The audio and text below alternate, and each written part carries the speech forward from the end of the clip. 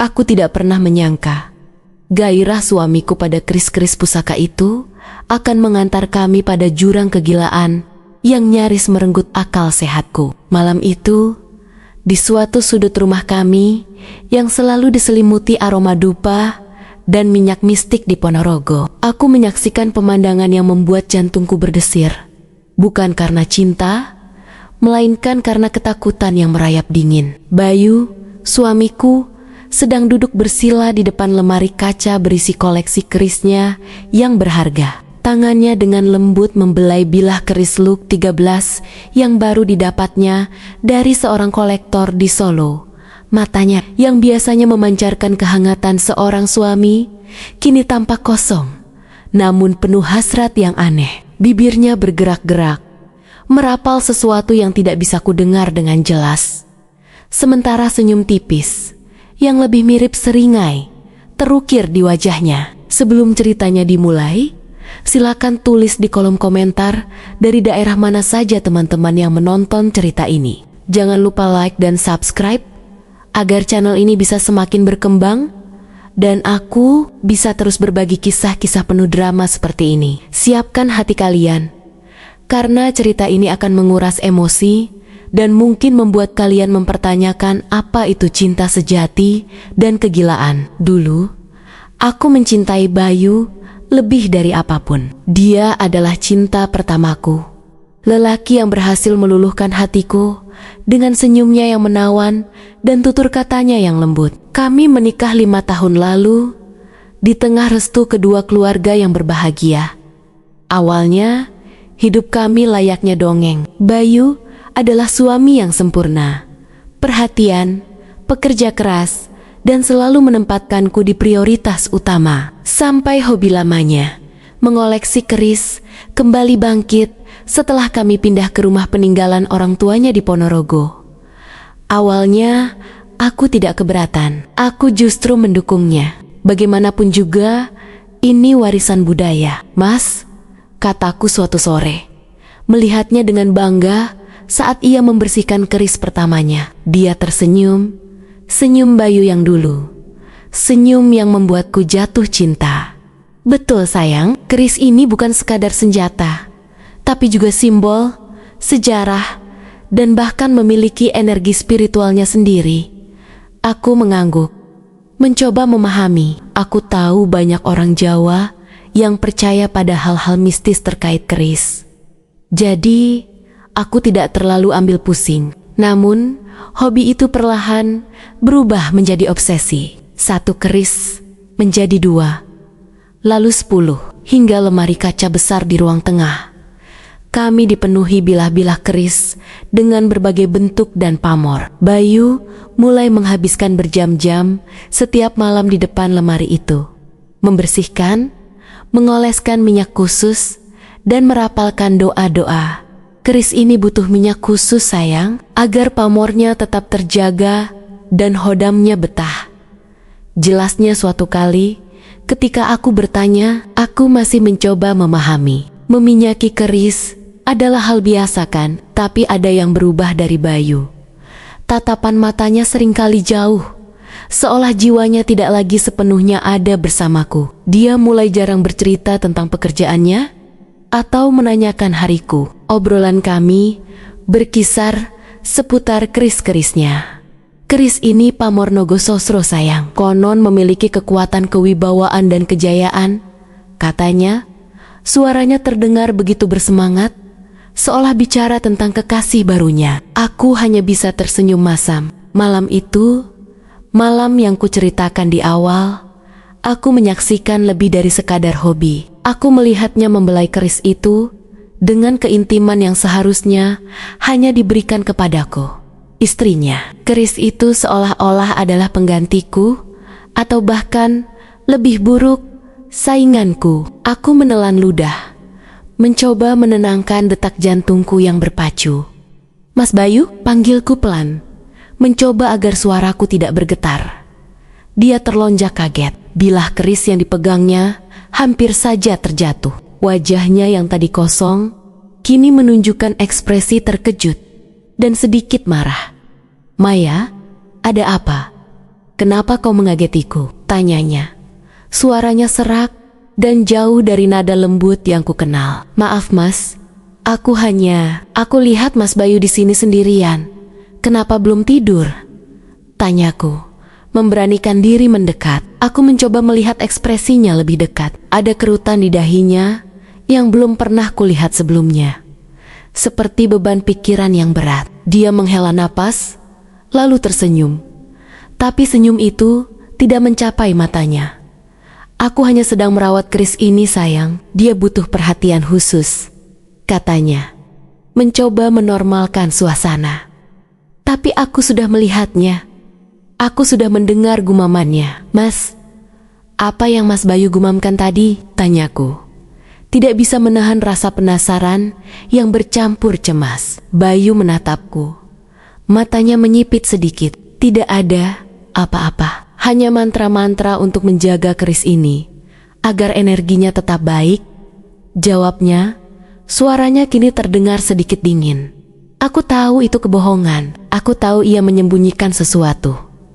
Aku yakin sekali, beberapa malam setelah kejadian itu, ketakutanku semakin menjadi-jadi. Aku sering terbangun di tengah malam dan menemukan sisi ranjang Bayu kosong. Ketika aku mencari, aku selalu menemukannya di ruang keris, sendirian, dengan penerangan temaram. Aku selalu mengintip dari balik pintu, tidak berani mendekat. Aku melihatnya membelai keris-keris itu satu persatu. Wajahnya berubah-ubah antara ekspresi kagum, rindu, dan terkadang nafsu. Pernah suatu malam, aku mendekat tanpa suara. Bayu sedang memegang keris dengan pamor ular lulut. Matanya terpejam dan bibirnya kembali bergumam. Kali ini aku bisa mendengar dengan lebih jelas. Dara Dinda, kemarilah sayangku, kalian semua adalah milikku. Selir-selirku yang cantik. Napasku tertahan di tenggorokan. Mataku membelalak. Dara, Dinda, siapa mereka? Dan selir-selirku? Apa maksud semua ini? Apakah Bayu? Apakah dia berselingkuh? Atau lebih buruk, apakah dia memiliki istri simpanan? Pikiranku langsung kalut.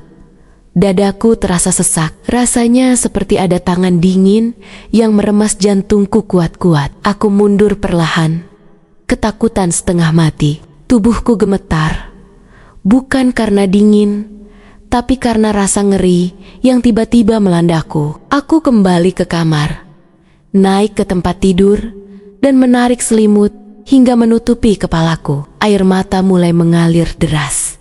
Tidak mungkin Bayu melakukan ini padaku. Tidak mungkin suamiku, cinta sejatiku, berselingkuh, dan bahkan punya banyak wanita lain yang ia sebut selir. Tapi apalagi penjelasannya? Bagaimana dengan gumaman-gumaman aneh itu?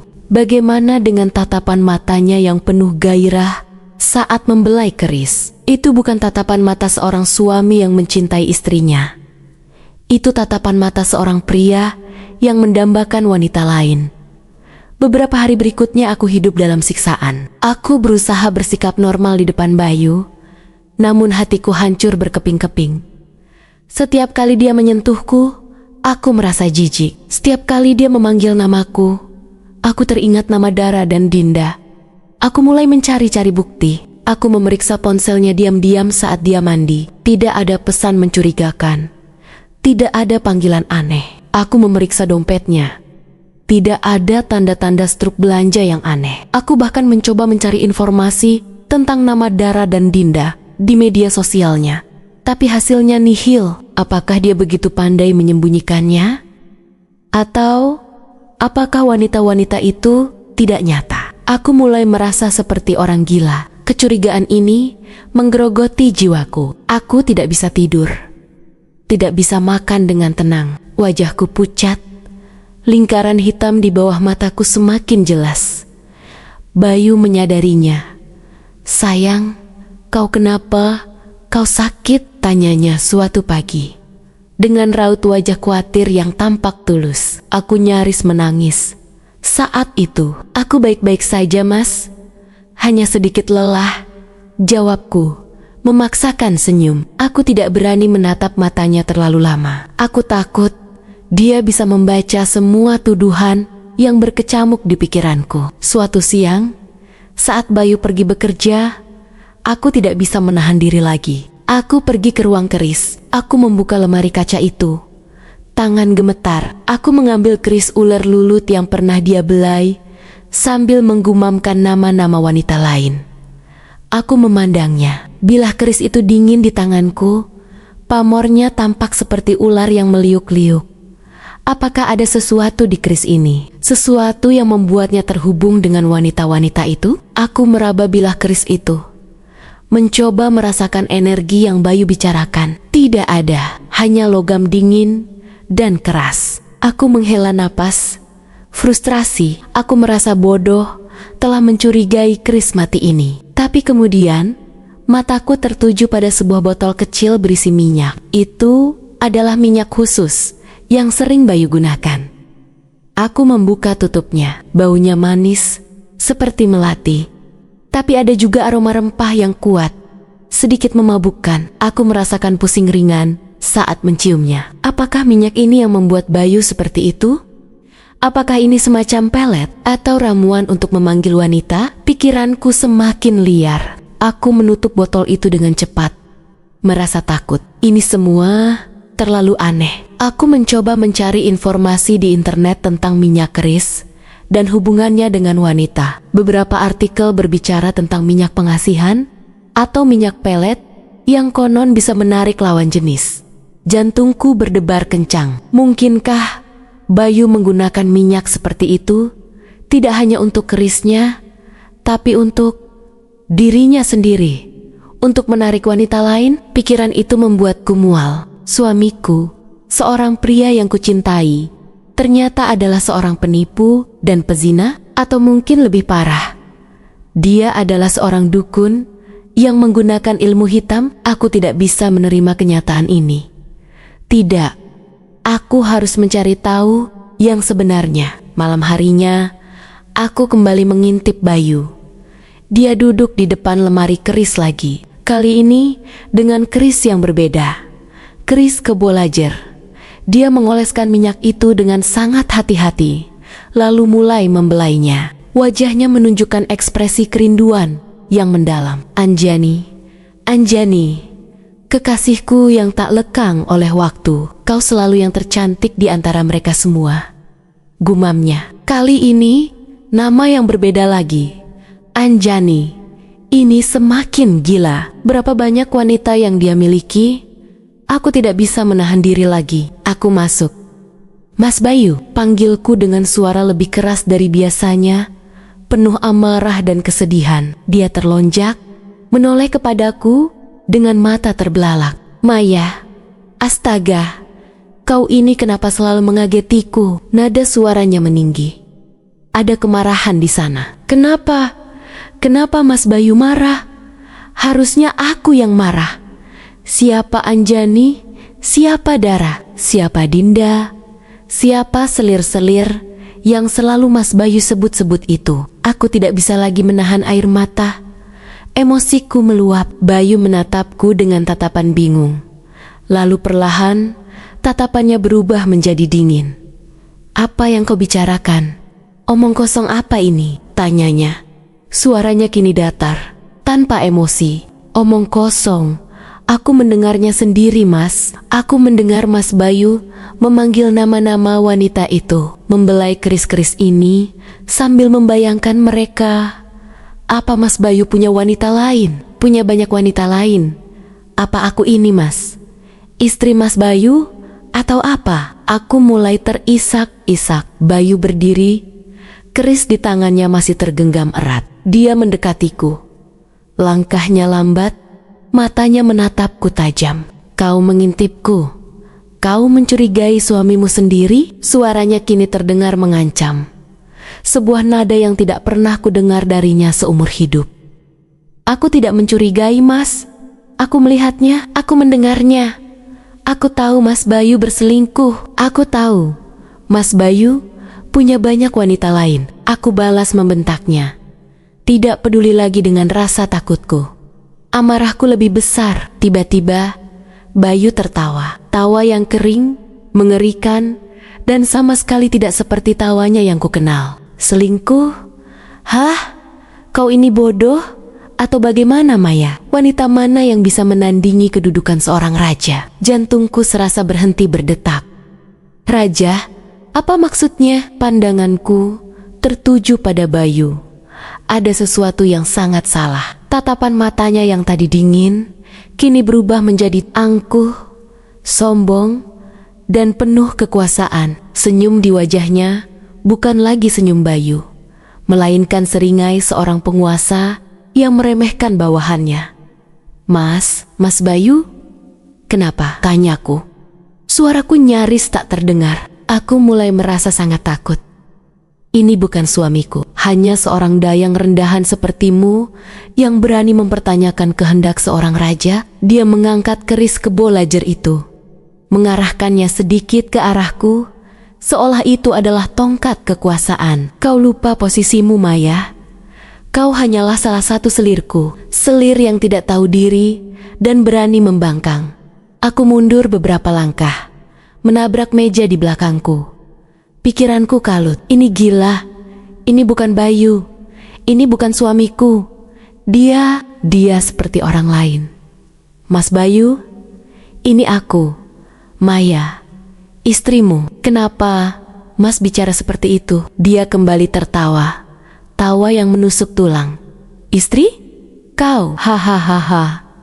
Kau hanya salah satu di antara ratusan selirku yang cantik. Dan kau harus tahu, selir yang membangkang akan mendapatkan hukuman setimpal. Dia mengayunkan keris itu pelan di udara, seolah-olah sedang mengancam. Aku tidak tahu harus berbuat apa. Rasa takutku mencapai puncaknya. Aku berlari keluar dari ruangan itu. Jantungku berdebar tak karuan. Aku tidak tahu kemana aku akan pergi.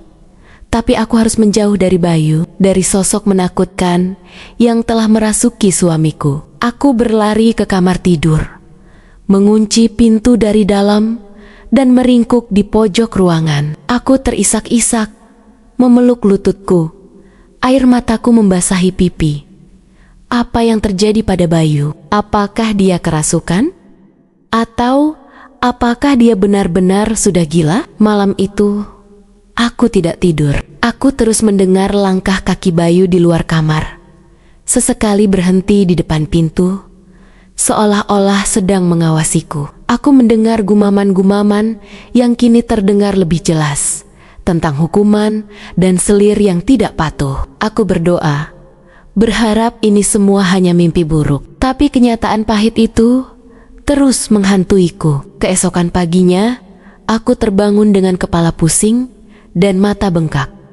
Pintu kamar masih terkunci. Aku mengintip dari celah pintu, memastikan Bayu tidak ada. Rumah sunyi senyap. Aku memberanikan diri membuka pintu dan mengintip.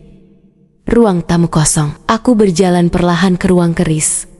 Lemari kaca tertutup rapi. Keris-kerisnya tersusun rapi seperti biasa. Tidak ada tanda-tanda keributan semalam. Bahkan keris kebo lajer yang dipegang Bayu semalam sudah kembali ke tempatnya. Bayu sedang sarapan di dapur, seolah tidak terjadi apa-apa. Wajahnya kembali menunjukkan ekspresi khawatir saat melihatku. Maya, kau baik-baik saja? Kau pucat sekali, matamu bengkak. Apa kau tidur nyenyak? Tanyanya. Suaranya lembut, hangat, seperti Bayu yang kukenal. Aku menatapnya dengan tatapan kosong. Apakah aku bermimpi? Apakah semua yang terjadi semalam hanyalah halusinasiku karena kecapekan dan stres? Aku tidak tahu lagi harus percaya yang mana. Aku baik-baik saja, Mas, jawabku. Suaraku serak. Bayu berdiri, mendekatiku, dan mengusap rambutku dengan lembut. Kau terlalu memikirkan sesuatu, sayang. Aku tahu kau sedang stres. Mungkin kita perlu liburan sebentar. Aku menatap tangannya. Tangan yang semalam memegang keris dan mengancamku. Tangan yang semalam membelai bilah-bilah besi itu sambil membayangkan wanita lain.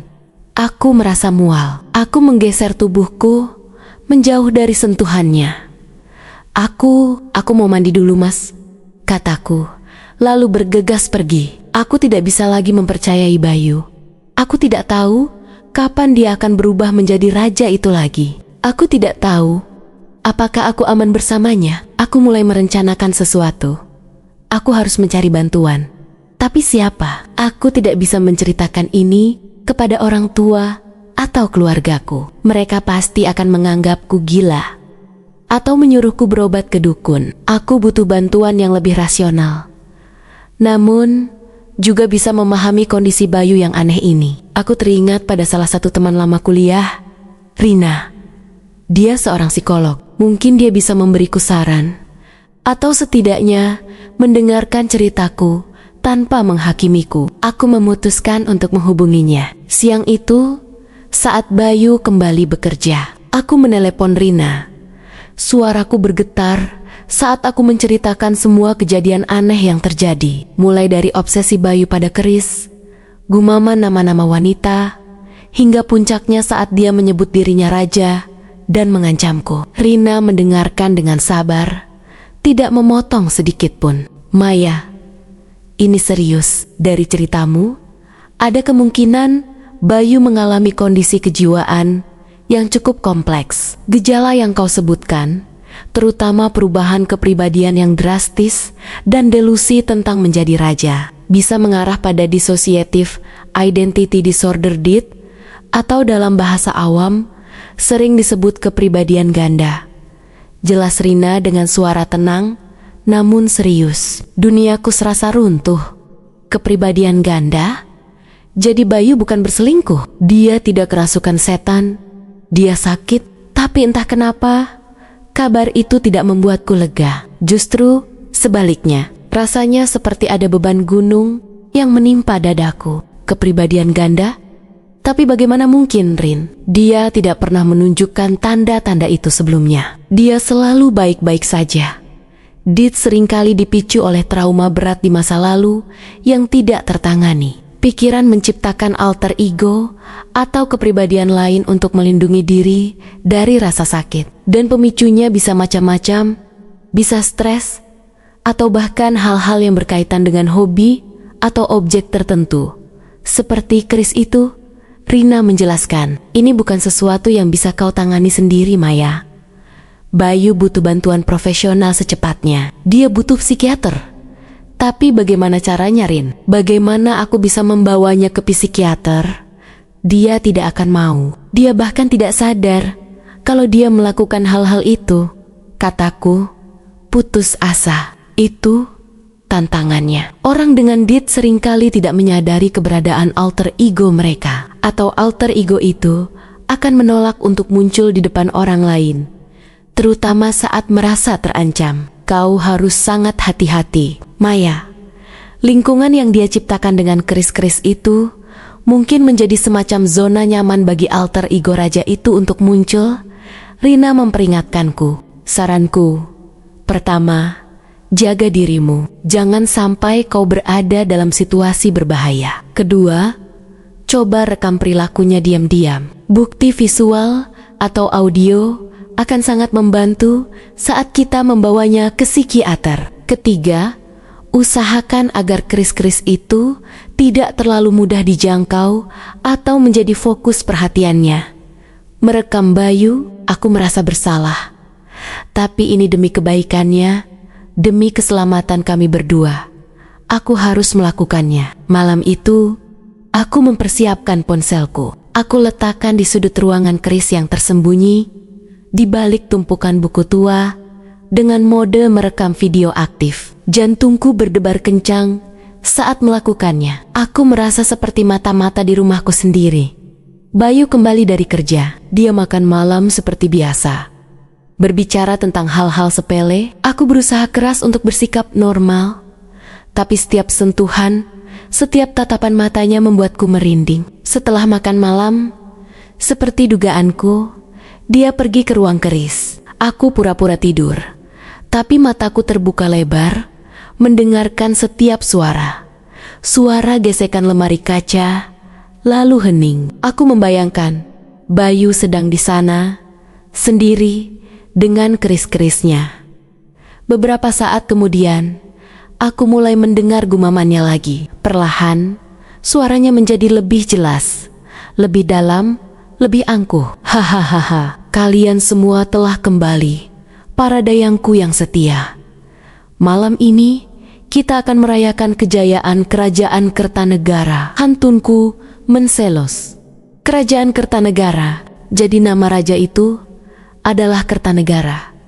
Aku merinding. Aku tahu Kertanegara adalah salah satu raja besar di masa lalu, tapi ini sungguh di luar nalar. Bayu terus berbicara, bukan lagi kepada keris, tapi seolah-olah kepada kerumunan orang yang tidak terlihat. Dia menyebut nama-nama wanita lagi, Dewi, Kartini, Sinta, dan memuji kecantikan mereka, kesetiaan mereka. Aku mendengar suara langkah kaki Bayu berjalan mondar-mandir di ruangan itu. Sesekali ada suara benda bergesekan, mungkin dia mengambil keris lain, atau mungkin mengoleskan minyak. Aku tidak berani bergerak, aku hanya bisa berbaring di tempat tidur, terisak pelan dalam kegelapan, menunggu drama mengerikan itu berakhir. Pagi harinya, aku segera mengambil ponselku. Dengan tangan gemetar, aku memutar rekaman video itu. Di sana, di layar ponselku, tampak Bayu.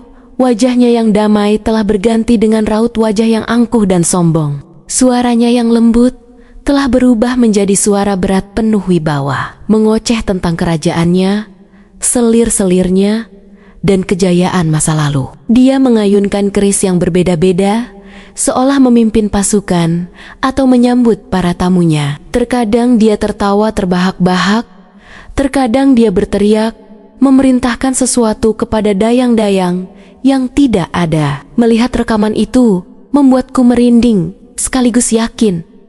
Rina benar, Bayu benar-benar sakit. Dia tidak berselingkuh, tapi dia hidup di dunianya sendiri yang tercipta dari keris-keris itu.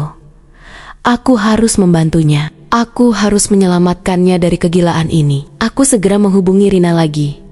Rin, aku sudah merekamnya. Semuanya persis seperti yang kau katakan. Dia menyebut dirinya raja, bicara tentang kerajaan Kertanegara dan selir-selirnya. Kataku, suaraku masih bergetar. Bagus Maya, itu sangat membantu. Sekarang kita harus bicara dengan Bayu. Kita tidak bisa menunda ini lebih lama lagi. Aku akan membantumu mengatur pertemuan dengan seorang psikiater spesialis DIT. Tapi kau harus kuat. Maya, ini akan jadi proses yang panjang dan sulit, kata Rina, mencoba menguatkanku. Aku tahu itu. Aku tahu perjalananku dan Bayu akan sangat berat. Tapi aku mencintainya. Aku akan berjuang untuknya. Demi Bayu yang ku kenal, Bayu yang dulu mencintaiku dengan sepenuh hati. Sore itu, aku menunggu Bayu pulang kerja dengan perasaan campur aduk. Takut, cemas, tapi juga tekad yang kuat. Aku sudah memutuskan, aku tidak akan membiarkan penyakit ini menghancurkan suamiku. Ketika Bayu masuk ke rumah, ia melihatku duduk di sofa ruang tengah dengan tatapan serius. Ada apa sayang? Wajahmu tegang sekali, tanyanya, meletakkan tas kerjanya di meja. Aku menarik napas dalam-dalam. Mas, kita perlu bicara serius. Bayu mengerutkan kening. Bicara apa? Apa ada masalah? Aku mengangguk. Masalah yang sangat serius. Ini tentang Mas Bayu. Aku mengeluarkan ponselku dan menunjukkan rekaman video itu padanya. Aku memutar bagian di mana dia berbicara tentang menjadi raja. Bayu menatap layar ponselku.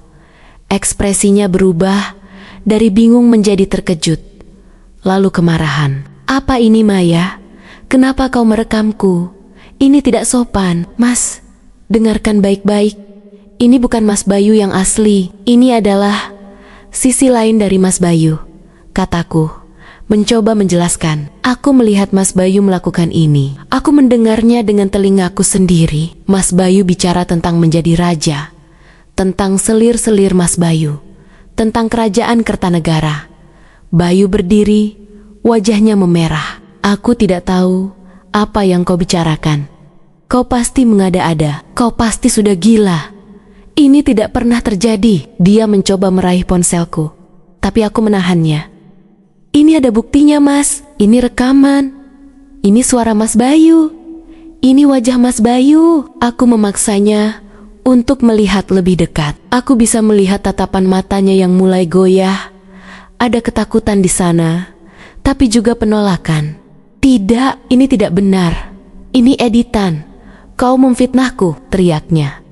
Suaranya meninggi. Dia mulai berjalan mondar-mandir, gelisah. Aku tahu ini akan sulit. Mas, aku sudah bicara dengan Rina.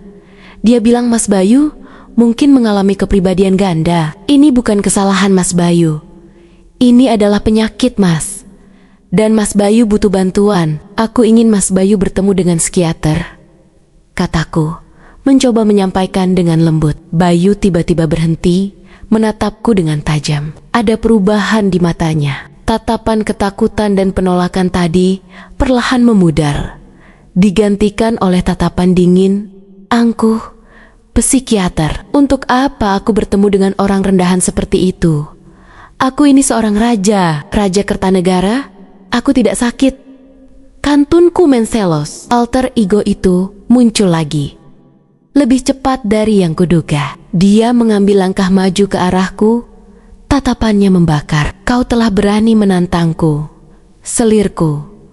Kau berani menuduh rajamu sakit. Kau benar-benar ingin dihukum mati? Aku mundur, gemetar. Ini adalah mimpi terburukku, Mas. Ini aku, Maya, istrimu. Tolong, sadar, Mas. Aku sadar sepenuhnya, Dayang. Dan kau telah melakukan kesalahan besar. Kau telah mempermalukan rajamu. Dia meraih tanganku dengan kuat, mencengkeramnya erat. Sakit, Mas. Lepaskan. Aku mencoba melepaskan tanganku, tapi cengkeramannya terlalu kuat. Kau harus tahu siapa yang berkuasa di sini. Dia menyeretku menuju ruang keris. Aku berteriak, meronta, tapi tenaganya jauh lebih besar. Dia membukakan lemari kaca, dan aku melihat keris-keris itu berkilauan di bawah cahaya remang-remang. Ini adalah kekuatanku. Ini adalah jiwaku. Dan kau tidak akan bisa mengambilnya dariku. Dia melepaskan tanganku, lalu meraih sebuah keris besar dengan gagang naga, yang selalu dia sebut keris pusaka andalan. Keris itu tampak sangat tua dan mengeluarkan aura misterius. Ketika dia memegang keris itu, Bayu yang kukenal sepenuhnya hilang. Berdiri di hadapanku adalah sosok yang asing, penuh wibawa, namun juga menakutkan. Kau akan menyesali perbuatanmu, Maya. Tidak ada yang bisa menghentikan kejayaan Kertanegara. Dia mengacungkan keris itu ke atas, seolah bersiap untuk berperang. Aku berteriak histeris. Aku tidak bisa lagi menahan diri. Aku harus lari. Aku berlari keluar rumah, sekuat tenaga, tidak peduli kemana kakiku melangkah. Aku hanya ingin menjauh dari rumah itu, dari Bayu, dari kegilaan yang menyelimuti dirinya. Aku tidak peduli dengan pandangan tetangga yang mungkin melihatku berlari keluar dengan rambut acak-acakan dan air mata berlinang. Yang ada di pikiranku hanyalah keselamatan. Aku terus berlari hingga kakiku terasa kebas, napasku tersengal-sengal. Akhirnya, aku sampai di rumah Rina. Aku menggedor pintunya dengan panik. Rina, yang terkejut melihatku dalam kondisi berantakan, segera membukakan pintu dan menarikku masuk. Maya, astaga, ada apa? Kenapa kau seperti ini? Tanyanya cemas, memelukku yang masih gemetar. Aku tidak bisa bicara. Aku hanya bisa menangis terisak-isak. Memeluk Rina erat-erat, aku menceritakan semua yang terjadi. Bagaimana Bayu menyeretku, bagaimana dia berubah menjadi raja itu lagi, dan bagaimana dia mengancamku dengan keris. Rina menatapku dengan tatapan sedih dan khawatir. Aku sudah menduga ini akan sulit. Alter ego itu pasti merasa terancam saat kau mencoba mengungkapkannya. Tenang, Maya, kau aman di sini. Kita akan mencari jalan keluar. Malam itu, Rina menemaniku membuat laporan ke polisi. Aku menceritakan semua yang terjadi, tentang perubahan perilaku Bayu, tentang ancaman-ancaman yang dia lontarkan, dan tentang ketakutanku akan keselamatanku sendiri. Polisi mendengarkan dengan serius, tapi mereka tampak ragu. Maaf Bu Maya, ini kasus yang cukup sensitif. Belum ada tindak kekerasan fisik kan dan tuduhan tentang kepribadian ganda ini. Kami tidak bisa langsung bertindak tanpa bukti medis yang kuat. Aku menunjukkan rekaman video di ponselku. Polisi melihatnya dengan ekspresi terkejut. Ini memang aneh, kata salah seorang polisi. Baiklah, kami akan melakukan pemantauan, tapi kami tidak bisa langsung menangkap suami Anda. Kami sarankan Anda tetap jauh darinya untuk sementara waktu dan segera dapatkan bantuan psikiater. Jadi, aku tidak bisa kembali ke rumah. Aku harus tinggal sementara di rumah Rina. Setiap hari, aku diselimuti rasa cemas. Aku khawatir dengan Bayu, tapi aku juga takut padanya. Bagaimana jika dia benar-benar menjadi gila dan melukaiku? Rina segera mengatur pertemuan dengan psikiater spesialis DR. Harun, aku menceritakan semuanya lagi kepada DR. Harun menunjukkan rekaman video yang kumiliki. DR Harun mendengarkan dengan cermat. Sesekali mengajukan pertanyaan. Dari gejala yang Anda paparkan dan bukti video ini, sangat mungkin Bapak Bayu mengalami dissociative identity disorder. Jelas DR Harun. Pemicunya seperti yang Bu Rina katakan. Kemungkinan besar adalah trauma masa lalu. Dan keris-keris itu serta ritual meminyaki keris menjadi semacam pintu gerbang atau trigger bagi alter ego raja itu untuk muncul. Tapi bagaimana cara kami membantunya, Dok? Dia tidak akan mau datang ke sini. Kataku putus asa. Ini memang tantangan terbesar. Kita perlu pendekatan yang sangat hati-hati. Kita tidak bisa langsung konfrontasi lagi. Alter ego itu akan merasa terancam dan mungkin akan semakin agresif. Kita harus mencoba berkomunikasi dengannya, atau setidaknya membuat Bayu sendiri sadar bahwa ada yang tidak beres, kata DR Harun. Dan yang terpenting, kita harus mengamankan keris-keris itu. Itu adalah alat alter ego itu untuk bermanifestasi. Rina dan aku merencanakan strategi. Kami memutuskan untuk kembali ke rumah dengan ditemani beberapa polisi dan jika memungkinkan, DR Harun, kami harus mengambil keris-keris itu setidaknya untuk sementara waktu dan mencoba berbicara dengan Bayu lagi dalam keadaan yang aman. Beberapa hari kemudian, dengan jantung berdebar kencang, aku kembali ke rumah kami di Ponorogo. Kali ini, aku tidak sendirian. Rina menemaniku, dan di belakang kami ada 2 polisi yang berjaga-jaga. DR Harun menunggu di mobil, siap sedia jika diperlukan. Kami membuka pintu rumah perlahan. Sunyi senyap. Mas Bayu, panggilku. Suaraku bergetar. Tidak ada jawaban. Kami masuk ke dalam. Ruang keris terbuka. Lemari kaca itu kosong melompong. Keris-keris Bayu hilang. Jantungku serasa jatuh ke dasar perut. Tidak mungkin. Aku bergegas masuk ke ruangan itu. Benar, semua keris, termasuk keris pusaka dengan gagang naga, sudah tidak ada. Apakah dia menyembunyikannya? Atau membawanya pergi? Tanya Rina, cemas. Tiba-tiba, kami mendengar suara dari arah dapur. Suara Bayu. Dia sedang bernyanyi. Nyanyian yang aneh. Melantunkan lagu-lagu tradisional Jawa kuno dengan suara yang dalam dan sedikit seram. Aku memberi isyarat kepada polisi dan Rina untuk berhati-hati. Kami berjalan perlahan menuju dapur. Di sana, kami menemukan Bayu sedang duduk di meja makan, mengenakan pakaian sehari-hari. Tapi di tangannya ada keris pusaka dengan gagang naga itu. Dia membelai keris itu, matanya kosong dan bibirnya bergumam.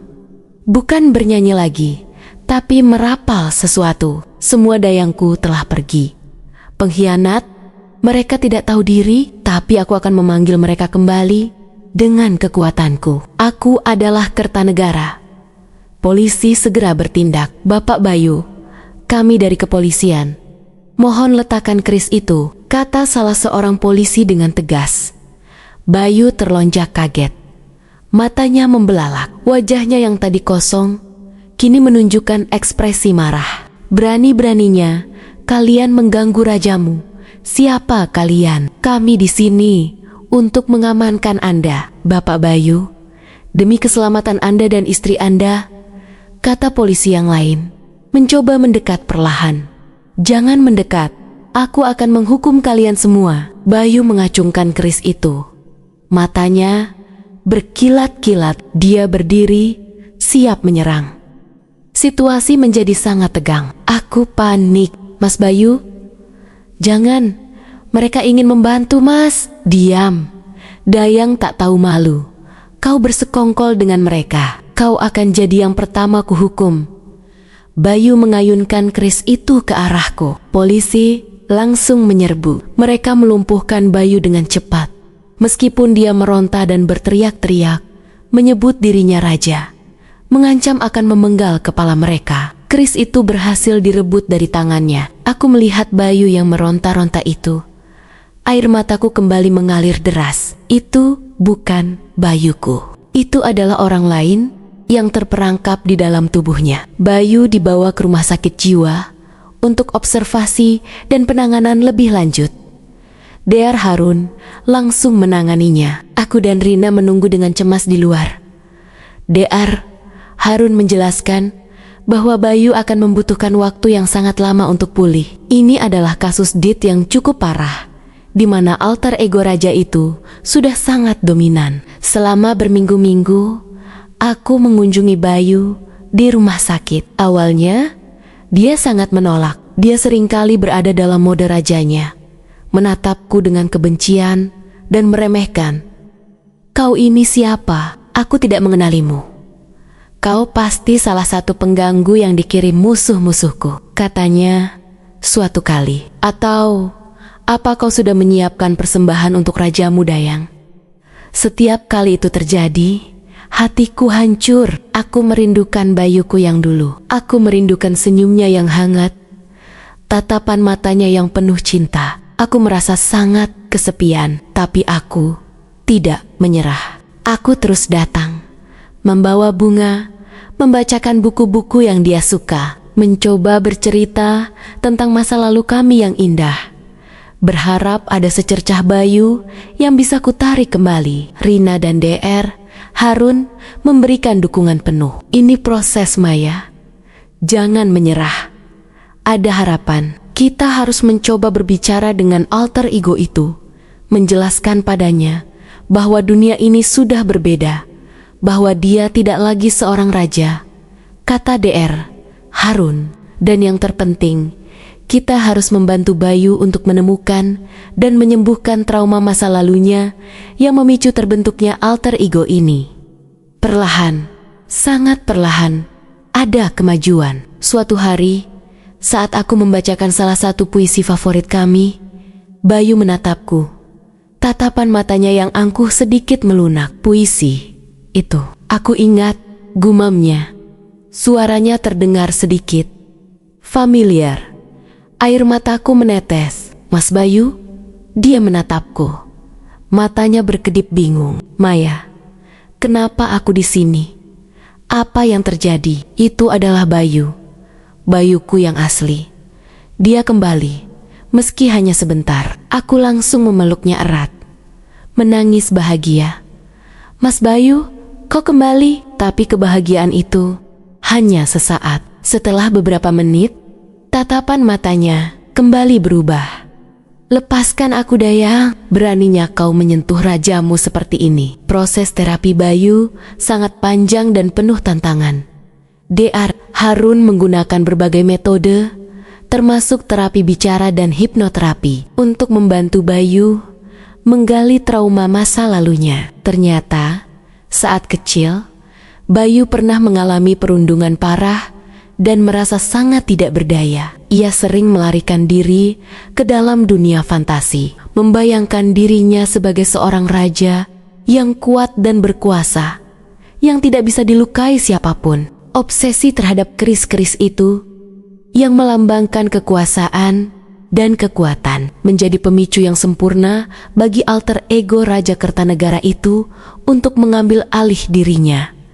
Dr. Harun menjelaskan bahwa kami tidak bisa serta-merta menghilangkan alter ego itu, melainkan harus membantunya untuk berintegrasi dengan kepribadian utama Bayu. Membantu alter ego itu memahami bahwa dia tidak lagi harus melindungi Bayu dari rasa sakit, bahwa Bayu yang sekarang sudah dewasa dan kuat. Aku juga menjalani terapi. Trauma yang kualami akibat perubahan Bayu, ketakutan, kecurigaan dan kesedihan yang mendalam, membuatku perlu bantuan untuk menyembuhkan diri. Rina menjadi teman setiaku, selalu ada untuk mendengarkan dan mendukungku. Keris-keris Bayu disimpan di tempat yang aman, jauh dari jangkauannya. Kami berdua sepakat, keris-keris itu akan menjadi bagian dari koleksi museum, bukan lagi menjadi pemicu kegilaan di rumah kami. Minyak khusus yang dulu dia gunakan juga dibuang. Semua yang memicu alter ego itu harus dijauhkan. Setelah setahun menjalani terapi intensif, ada perubahan signifikan pada Bayu. Dia masih belum sepenuhnya pulih, tapi episode Raja Kertanegara itu semakin jarang dan tidak seintensif dulu. Dia mulai bisa mengendalikan dirinya, mengenali kapan alter egonya mencoba mengambil alih, dan belajar untuk berbicara dengannya, meyakinkannya bahwa semuanya aman. Suatu sore, aku dan Bayu duduk di taman rumah sakit. Tangannya menggenggam tanganku erat. Ini adalah sentuhan Bayuku, sentuhan yang hangat dan penuh cinta. Maya, aku minta maaf. Maafkan semua yang telah aku lakukan padamu. Maafkan semua kata-kata menyakitkan yang keluar dari mulutku, katanya. Matanya berkaca-kaca. Aku tersenyum lembut, mengusap pipinya. Aku tidak pernah menyalahkanmu, Mas. Aku tahu itu bukan Mas Bayu yang sebenarnya, tapi itu tetap bagian dariku, dan aku harus belajar untuk menerimanya. Aku berjanji akan terus berjuang untuk sembuh. Untuk kita, katanya. Suaranya tulus. Aku memeluknya erat. Perjalanan kami masih panjang, tapi aku tahu kami tidak sendirian.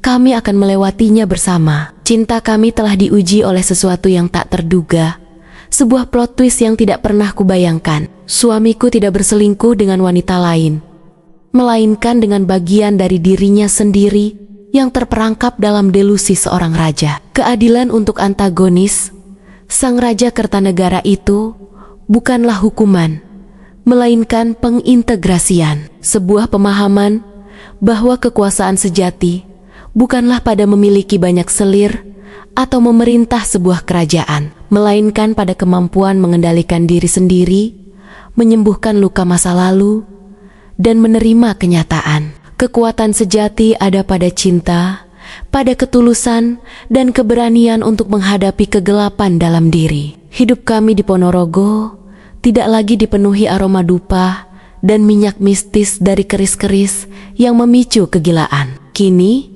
rumah kami dipenuhi aroma masakan kesukaan Bayu, tawa kami berdua, dan kehangatan cinta yang telah teruji. Aku belajar bahwa cinta bukan hanya tentang menerima kelebihan pasangan, tapi juga tentang mendampingi di masa-masa tergelap, memahami kerapuhan, dan berjuang bersama untuk sebuah harapan. Bayu mungkin tidak akan pernah sepenuhnya sembuh, dalam arti kata menghilangkan alter egonya, tetapi dia belajar untuk hidup berdampingan dengannya. Dan yang terpenting, dia belajar untuk menjadi dirinya sendiri lagi. Seorang suami yang kucintai dengan sepenuh hati. Aku tidak akan pernah melupakan drama dan ketegangan yang kami alami. Itu adalah babak tergelap dalam hidup kami, namun juga yang paling transformatif. Aku tumbuh menjadi wanita yang lebih kuat, lebih sabar, dan lebih memahami kompleksitas pikiran manusia. Setiap kali aku melihat sepasang suami istri di jalan, aku selalu berdoa agar mereka tidak pernah mengalami ujian seberat yang kami alami. Aku bersyukur, di balik semua kegilaan itu, cinta kami tetap bertahan. Itu adalah kemenangan terbesar dalam hidupku. Bayu mungkin tidak akan pernah sepenuhnya sembuh Dalam arti kata, menghilangkan alter egonya. Tetapi dia belajar untuk hidup berdampingan dengannya. Dan yang terpenting, dia belajar untuk menjadi dirinya sendiri lagi. Seorang suami yang kucintai dengan sepenuh hati. Aku tidak akan pernah melupakan drama dan ketegangan yang kami alami. Itu adalah babak tergelap dalam hidup kami. Namun juga yang paling transformatif. Aku tumbuh menjadi wanita yang lebih kuat, lebih sabar, dan lebih memahami kompleksitas pikiran manusia. Setiap kali aku melihat sepasang suami istri di jalan, aku selalu berdoa agar mereka tidak pernah mengalami ujian seberat yang kami alami. Aku bersyukur, di balik semua kegilaan itu, cinta kami tetap bertahan. Itu adalah kemenangan terbesar dalam hidupku. Namun, kemenangan itu tidak datang dengan mudah. Dan bukan pula sebuah titik akhir. Lebih tepatnya, itu adalah sebuah permulaan baru.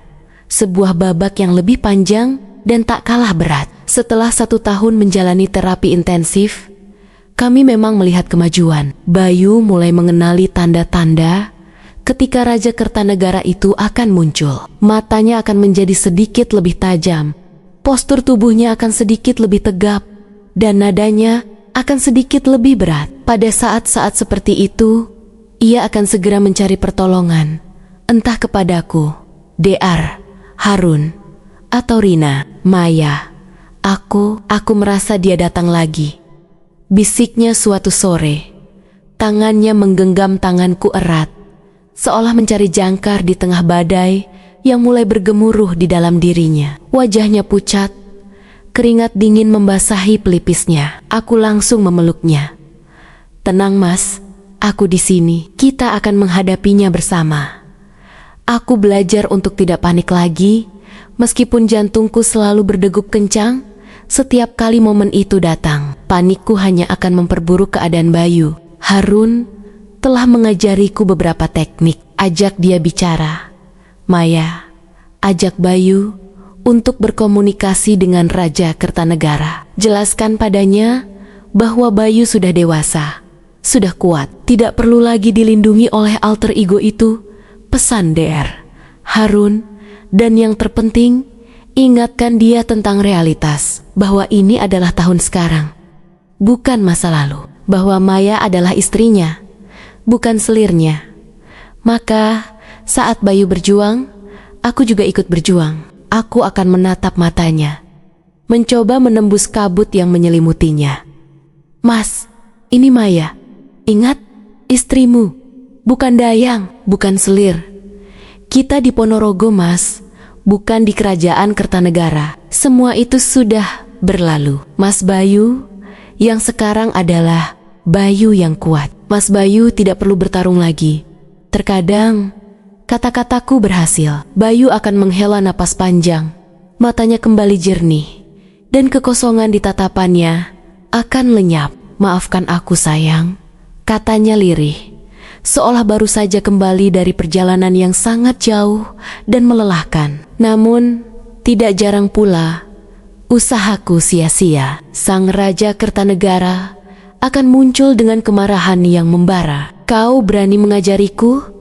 Dayang rendahan, aku adalah raja. Aku tahu apa yang terbaik untuk kerajaanku. Dia akan menggeram, kadang melontarkan kata-kata kasar yang menusuk hatiku. Pada saat-saat seperti itu, aku hanya bisa mundur, menjaga jarak aman, dan segera menghubungi DR. Harun, ini bukan Bayuku yang bicara. Ini adalah luka lama yang memuakan, yang termanifestasi dalam bentuk alter ego yang kuat. Salah satu tantangan terbesar adalah bagaimana kami bisa hidup normal. Bayu masih harus bekerja. Untungnya, bos dan rekan kerjanya sangat pengertian. Aku menceritakan sebagian kecil dari kondisinya, mengatakan bahwa Bayu sedang dalam pemulihan dari stres berat dan membutuhkan lingkungan yang tenang. Mereka menerima, tapi aku tahu ada bisik-bisik di belakang, pandangan mata aneh, pertanyaan-pertanyaan terselubung. Aku berusaha tidak peduli. Prioritasku adalah Bayu. Keluarga Bayu, terutama ibu mertuaku, sangat syok ketika mengetahui kondisi putranya. Awalnya, beliau mengira Bayu terkena santet atau guna-guna karena obsesinya pada keris. Ini pasti ulah musuh Maya. Kita harus panggil orang pintar untuk mengusir roh jahatnya, serunya. Suaranya bergetar antara marah dan takut. Aku harus menjelaskan panjang lebar, berkali-kali, bahwa ini adalah kondisi medis, bukan mistis. DR, Harun, bahkan sampai harus menjelaskan langsung kepada ibu mertua. Akhirnya, perlahan beliau mulai menerima, meskipun masih ada gurat keraguan di wajahnya. Namun, beliau tetap memberikan dukungan, setidaknya dengan doa dan kunjungan rutin. Meskipun kadang kunjungannya membuatku khawatir akan memicu Bayu jika beliau terlalu banyak bertanya tentang keris. Bagaimana dengan keris-keris itu, Nak? Apa sudah dikembalikan? Tanya ibu mertua suatu sore. Matanya melirik ke arah lemari kaca yang kini kosong. Aku tersenyum tipis. Keris-keris itu masih di tempat aman, Bu. Nanti, kalau Mas Bayu sudah lebih sehat, kita bisa bicarakan lagi. Aku mencoba mengalihkan pembicaraan, tapi aku tahu, bayangan keris-keris itu masih menghantui pikiran kami semua, terutama Bayu. DR Harun sangat menekankan untuk menjauhkan Bayu dari pemicu. Ini berarti tidak boleh ada keris di rumah, tidak ada cerita atau film tentang kerajaan kuno. Bahkan, kami harus membatasi kunjungan ke museum. Sulit sekali. Ponorogo adalah kota yang kaya akan budaya dan sejarah Jawa. Dan keris adalah bagian tak terpisahkan dari itu. Aku harus selalu waspada, menjadi semacam penjaga gerbang bagi pikiran Bayu. Suatu kali, aku membuat kesalahan. Aku sedang menonton televisi, dan ada tayangan dokumenter tentang sejarah kerajaan Majapahit. Aku terlalu fokus dengan pekerjaan rumah tangga, sehingga tidak menyadari adegan di mana seorang raja sedang diarak dengan keris pusaka di tangannya. Bayu yang sedang membaca koran di sofa tiba-tiba menjatuhkannya. Aku menoleh dan melihat tatapan matanya yang kosong, menatap televisi dengan pandangan yang mengerikan. Kertanegara, kejayaan itu kembali, gumamnya. Suaranya dalam dan penuh hasrat. Jantungku mencelos. Aku segera mematikan televisi. Mas Bayu, jangan lihat itu, Mas. Tapi sudah terlambat. Siapa kau berani mematikan siaranku, Dayang? Aku sedang menyaksikan kejayaan. Dia berdiri, matanya berkilat marah. Kau pikir bisa menghentikan takdirku? Aku akan mengembalikan semua yang telah kau curi dariku. Aku mundur perlahan. Ini adalah salah satu episode terburuk. Mas, tidak ada yang dicuri. Itu hanya tayangan televisi. Mas Bayu, ini aku, istrimu. Maya, diam. Aku tidak punya istri selemah dan sebodoh dirimu. Aku adalah raja, Raja Kertanegara, dan kau akan menerima hukuman karena telah membangkang. Dia mulai mencari-cari sesuatu. Matanya menyapu seisi ruangan, seolah mencari kerisnya yang hilang. Aku tahu dia tidak akan menemukannya. Tapi rasa takut itu tetap mencekikku. Aku bergegas mencari ponselku untuk menghubungi Rina dan DR Harun. Sambil menungguku, dia terus mengoceh, mengancam, dan memaki. Dia mencengkeram lenganku dengan kuat, menarikku. Kau harus ikut denganku, Dayang. Kita akan kembali ke istana. Kau harus menyaksikan bagaimana aku menghukum semua pengkhianat. Lepaskan, Mas. Sakit. Aku meronta. Air mataku berlinang. Rasa sakit fisik di lenganku bercampur dengan rasa sakit hati yang teramat dalam. Ini bukan Bayuku. Ini monster yang terperangkap dalam dirinya. Untungnya, Rina dan DR Harun bisa datang dengan cepat. Mereka harus kembali menenangkannya. Dan kali ini, Bayu harus diberi obat penenang. Melihatnya tak berdaya di tangan petugas medis, hatiku hancur berkeping-keping. Aku merasa bersalah. Seandainya aku lebih hati-hati. Seandainya aku tidak membiarkan televisi menyala. DR Harun menatapku dengan simpati. Maya, ini bukan salahmu. Ini adalah bagian dari proses relaps akan terjadi. Yang terpenting adalah bagaimana kita menanganinya Dan bagaimana kita belajar dari setiap relaps? Tapi sampai kapan, Dok?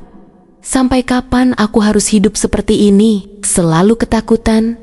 Selalu waspada? Tanyaku. Putus asa. DR. Harun menghela napas. Maya, seperti yang sudah saya jelaskan, kondisi Didi ini sangat kompleks. Terapi membutuhkan waktu bertahun-tahun, bahkan seumur hidup. Tujuan kita bukan menghilangkan alter ego itu, tapi mengintegrasikannya, membuat Bayu bisa hidup berdampingan dengannya. Belajar mengendalikan, belajar menerima. Aku tahu itu, tapi terkadang beban itu terasa begitu berat. Aku mencintai Bayu, sungguh, tapi hidup dengan seseorang yang sewaktu-waktu bisa berubah menjadi orang lain, mengancamku, memanggilku dengan sebutan yang merendahkan. Itu menguras jiwaku. Aku sering menangis sendirian di malam hari, merindukan kehidupanku yang dulu, yang sederhana, yang damai, sebelum keris-keris itu muncul dan merenggut suamiku dariku. Rina menjadi penopang terbesarku. Dia selalu ada untuk mendengarkan keluh kesahku, menemaniku saat aku harus berhadapan dengan Bayu dalam episode rajanya, dan memberikan semangat saat aku merasa ingin menyerah. Kau kuat, Maya. Kau sudah sejauh ini. Ingat, ada Bayu yang asli di dalam sana, yang membutuhkanmu. Katanya, memelukku erat. Kami juga menghadapi masalah keuangan, biaya terapi, obat-obatan, dan pengawasan khusus yang kadang diperlukan. Semuanya tidak murah. Bayu tidak bisa bekerja seoptimal dulu, jadi penghasilan kami berkurang drastis. Aku terpaksa menjual beberapa perhiasan warisan orang tuaku untuk menutupi biaya. Orang tuaku yang tidak sepenuhnya mengerti kondisi Bayu sering bertanya, kenapa kami jadi kekurangan? Aku hanya bisa menjawab bahwa Bayu sedang dalam masa sulit dan kami sedang berhemat. Suatu hari, Bayu menatapku dengan mata sendu. Ia baru saja melewati episode yang cukup panjang, dan kini ia kembali menjadi dirinya sendiri, penuh penyesalan. Maya, aku melihatmu. Aku melihatmu menangis saat aku jadi orang itu. Maafkan aku, sayang. Aku tidak bermaksud menyakitimu. Aku mengusap air matanya. Aku tahu, Mas. Aku tahu itu bukan Mas Bayu. Aku lelah, Maya. Aku lelah bertarung dengan diriku sendiri. Terkadang aku merasa ingin menyerah saja. Suaranya bergetar, penuh keputusasaan. Hatiku teriris mendengar itu. Aku memeluknya erat. Jangan bicara begitu, Mas. Jangan menyerah. Aku tidak akan menyerah padamu. Kita akan terus berjuang. Demi kita, demi cinta kita. Aku tahu, Bayu masih memiliki harapan. Masih ada gairah untuk sembuh, untuk kembali menjadi dirinya yang utuh. Dan selama gairah itu masih ada, aku akan terus bersamanya, menemaninya meniti jalan pemulihan yang berliku. Setiap hari adalah perjuangan. Setiap hari adalah tantangan baru. Tapi setiap kali Bayu tersenyum padaku, senyumnya yang dulu yang membuatku jatuh cinta. Aku tahu bahwa semua ini tidak sia-sia. Dan tentang keris-keris itu, DR Harun menyarankan agar kami tidak membahasnya sama sekali untuk sementara waktu. Namun, suatu malam, Bayu tiba-tiba bertanya padaku, Maya, keris-keris itu, apa kabar mereka? Apa mereka baik-baik saja? Aku terdiam sejenak.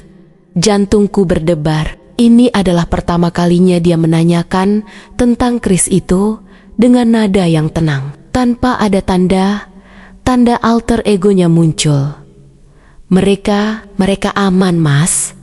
Sudah disimpan di tempat yang tidak bisa dijangkau. Dia mengangguk. Aku tidak tahu kenapa, tapi aku merindukan mereka. Bukan untuk menjadi raja itu, tapi karena itu adalah bagian dari diriku yang dulu. Bagian dari hobiku. Aku menatapnya. Ini adalah sebuah kemajuan, sebuah tanda bahwa ia mulai bisa memisahkan obsesi masa lalu dengan penyakitnya. Nanti, Mas, Kalau Mas Bayu sudah lebih kuat, sudah bisa mengendalikannya, mungkin kita bisa mencari cara untuk melihat mereka lagi. Atau mungkin kita bisa mencari hobi baru yang lebih aman. Bayu tersenyum. Senyum itu, senyumnya yang tulus, yang sudah lama tidak kulihat. Hobi baru. Mungkin. Apapun itu, asalkan aku tidak menyakitimu lagi, sayang.